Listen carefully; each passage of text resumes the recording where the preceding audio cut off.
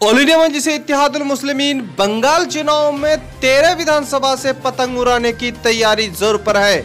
इस वक्त हमारे साथ कमाल अमरोही है। ये खबरें सोशल मीडिया और मीडिया में लगातार वायरल है कि मजलिस इत्तेहादुल मुस्लिमीन का अब आखिरी में जोरदार वहां एंट्री हो रहा है। 13 सीटों पर चुनाव लड़ने का पूरा दा मुकम्मल इरादा हो चुका है और साथ ही साथ निर्दलीय प्रत्याशी को भी वो जहां जहां उतारेगी वहां वहां सपोर्ट भी करेगी। अब इस खबरों को लेकर जिस तरह से कल से ही बंगाल का सियासी माहौल और गर्म हो चुका है, सीधे कमाल अमरोही के पास हम जाते हैं और वहां से आपको अपडेट देंगे कि इस वक्त बंगाल का चुनावी माहौल अब बैरिस्टर असदुद्दीन ओवैसी का जो है मजबूती के साथ एंट्री होने के बाद किस तरह का वहां पर माहौल है, ये जानने का प्रयास कर रहे हैं। जी, सबसे पहले बहुत बहुत शुक्रिया आपका। देखिए, जहाँ तक अगर बंगाल इलेक्शन के बारे में अगर बात की जाए, जिस दिन से ये मालूम हुआ है, लोगों को ये संकेत मिला है कि 13 सीटों में यहाँ पर इलेक्शन लड़ेगी एमआईएम, और फिर उसी तरह से जिस तरह से बैरिस्टर असदुद्दीन ओवैसी साहब जो फुलपुरा शरीफ में आए थे, उसी तरह से अब यहाँ पर माहौल जो है गर्मा गया है। अब लोगों के दिलों में जो उम्मीद था वो जाग चुका है और लोगों तक मालूम पड़ गया है कि यहाँ से हर हाल में इलेक्शन लड़ेगी एमआईएम पार्टी। अब फिर से क्या ममता दीदी और कांग्रेस लेफ्ट और पीरजादा अब्बास सिद्दीकी साहब की गठबंधन की पार्टी जो है अब बेचैनी ऐसा लग रहा है, महसूस हो रहा है। जी बिल्कुल, उन लोगों का दिमाग बिल्कुल घूम चुका है। अब उन लोगों को ये भी पता है कि अगर बैरिस्टर असदुद्दीन ओवैसी साहब अगर यहाँ पर अपना सवाल रखेंगे तो कहीं ना कहीं ममता दीदी की सरकार फिर से खतरे में आ सकती है।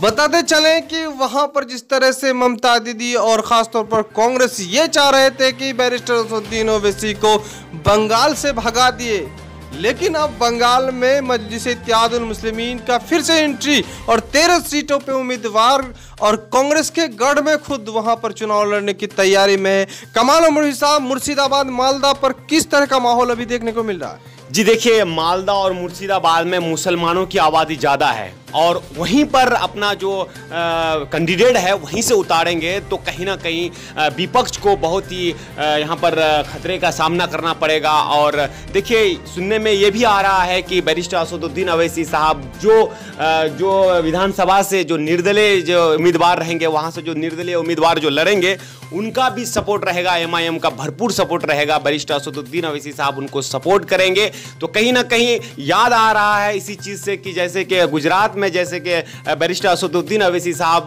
सपोर्ट किए थे जो निर्दलीय सीट में जो लड़ा था, उसी तरह से हमको भी लग रहा है कि बंगाल में उसी तरह से काम होना है। कमाल अमरोही साहब का कहना है कि गुजरात में नगर चुनाव हुआ था, वहां पर मजलिस इत्तेहादुल मुस्लिमीन ने गोधरा में खासतौर पर 8 उम्मीदवार उतारे थे और 8 में 7 उम्मीदवारों को शानदार जीत मिला था, लेकिन वहां पर बीजेपी लगातार वहां पर गोधरा के नगर पालिका को कब्जा किया हुआ था, लेकिन वहां पर 7 सीट लेके और निर्दलीय को मिलाकर वहां पर इस बार कब्जा जमा लिया है। इसी तरह से बंगाल की रणनीति में तैयारी है और इसी मुद्दे को लेकर, इसी रणनीति को लेकर के बंगाल में एंट्री है और 13 सीटों पर हम शुरू से आपको बता रहे हैं कि 22 सीटों का वो लोग चिन्हित किया था, जिसमें 13 आखिर तक 13 जो विधानसभा सीट है वहां पर अपने प्रत्याशी उतारने का बिल्कुल मन बना रहा था, सर्वे कर चुका था। लेकिन अब जो है कल से सियासी माहौल बंगाल का गर्म हो चुका है और खासतौर पर वहां पर कांग्रेस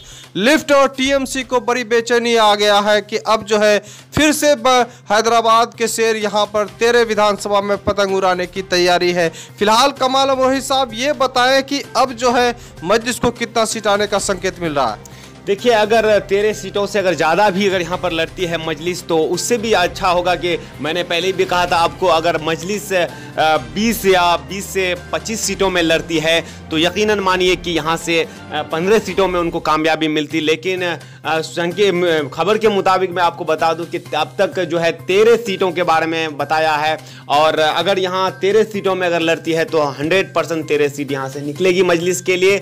और जिस तरह से पहले जो मजलिस चर्चे में रहे थे लगातार बंगाल इलेक्शन में, कल से बिल्कुल माहौल चेंज हो चुका है और यहाँ के जो वोटर हैं, जो मजलिस को चाहने वाले हैं, एक उम्मीद की किरण सा जगह है और वो लोग बहुत ही उमंग में है और बहुत ही मेहनत के साथ फिर से कल से काम करने में लगे हैं। इस बार बंगाल के लोगों को पहली बार पतंग के निशान पर वोट देने का मौका मिलेगा। और ख़ास तौर पर जो है वहाँ पर जिस तरह से उम्मीदवारों का भी चिन्हित हो चुका है और इस बार चुनाव प्रचार भी बहुत कम है, मजलिस को जो है तरह तरह से टारगेट और डिस्टर्ब भी किया गया है। लेकिन इस चुनाव में जो मतदान होगा खास तौर पर, तो क्या लग रहा है कि मजलिस को कमज़ोर ये नहीं होगा कि उसको तैयारी करने का मौका नहीं मिला है, तो ऐसा नहीं होगा कि मजलिस वहाँ पर फिर हाशिए में चले जाए? नहीं, देखिए इससे कुछ फर्क नहीं पड़ने वाला है, क्योंकि यहाँ के जो बंगाल के जो लोग हैं वो जानते हैं बखूबी।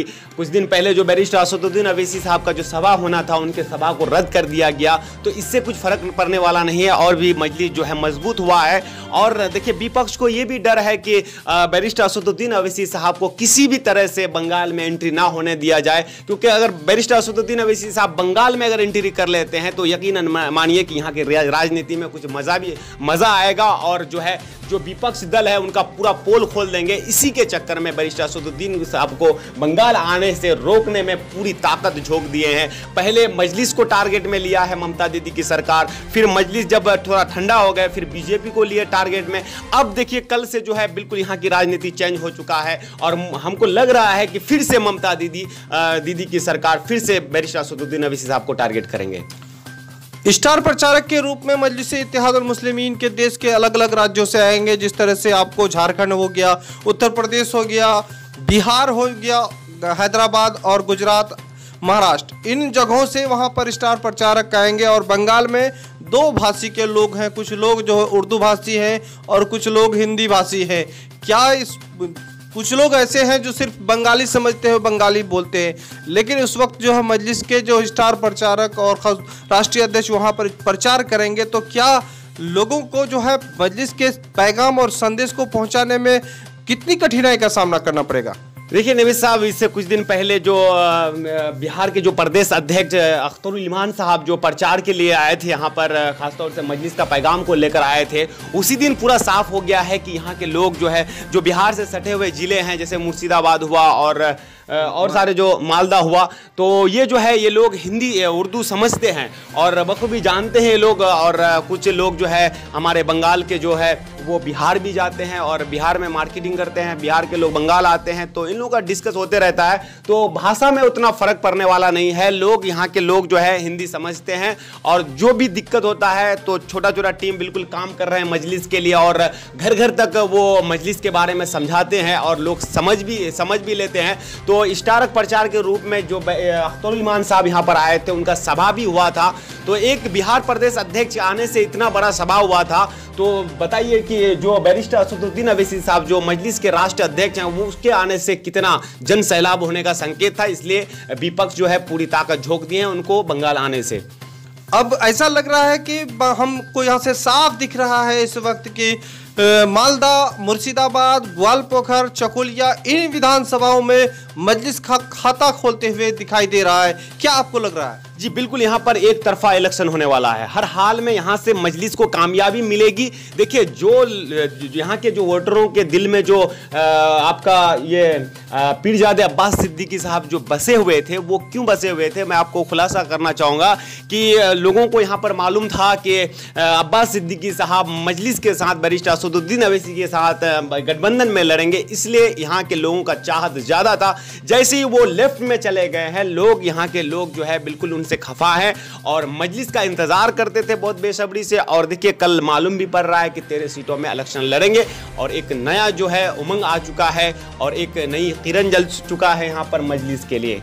हमारे साथ कमाल अमरोही साहब थे और बंगाल चुनाव का अपडेट दे रहे थे। हम गुज़िश्ता कई दिनों से आपको बंगाल अपडेट दिखा रहे हैं कमाल अमरोही के साथ। इस वक्त जो है हम कई दफ़ा भी बोले हैं कि 22 सीटों की तैयारी में थे, लेकिन 13 सीटों में अभी मुकम्मल जो है अच्छा संकेत मिल रहा है। और कल से वहाँ का सियासी माहौल उस वक्त से गर्म हुआ है जब मीडिया में ये सुर्खियों में आ गया है कि बैरिस्टर असदुद्दीन अवैसी बंगाल चुनाव लड़ेंगे ही और पतंग उड़ाएंगे अपना, और पतंग 13 सीटों में उतारने की तैयारी चल रही है। इस वक्त जो है मजलिस का इंतजार हो रहा है और बेसब्री से हो रहा है। बंगाल के लोग ये जान चुके हैं आखिरी चरणों में मजलिस अपने उम्मीदवार उतारेगी और खासतौर पर मुर्शिदाबाद, मालदा आदि जगहों में जहां पर कांग्रेस लिफ्ट का जो पकड़ मजबूत है वहीं पर उतारेगी, चूंकि कांग्रेस का अहम रोल रहा और असदुद्दीन ओवैसी साहब को किनारा करने के लिए शुरू से ही पीरजादा अब्बास सिद्दीकी साहब मजलिस के साथ होने के लिए संकेत था, और उन्होंने खासतौर पर कांग्रेस और लिफ्ट के साथ इसलिए आए थे कि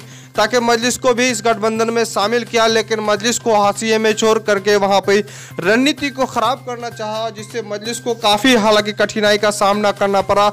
अब लेकिन मजलिस अब इस तरह से कल का खबरें जो आ रही है वो सुर्खियों में है और इस वक्त मजलिस काफ़ी मजबूत दिखाई दे रहा है।